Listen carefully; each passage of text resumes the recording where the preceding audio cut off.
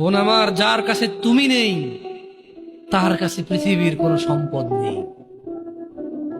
বোন আমার, 12 বছর 15 বছর বয়সে তুমি কেন বিবাহের পূর্বে আরেকজনকে তোমার শরীর ধরতে দাও? আর যুবক ভাই আমার, কি বলিস কি তুই? এই পৃথিবী আর পৃথিবীতে যা আছে এর চেয়ে মূল্যবান হচ্ছে এই মেয়েটা।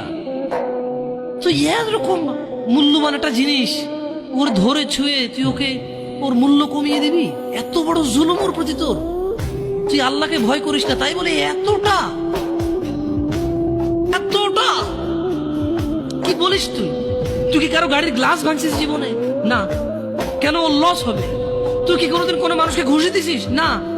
কারণ তাহলে ও বেচারা কষ্ট পাবে। তুই কি জীবনে কারো পেটে ছুরি ঢুকাই দিছিস? না। ও মরে যাবে, তাহলে ওর ফ্যামিলি ক্ষতিগ্রস্ত, লসে পড়ে যাবে।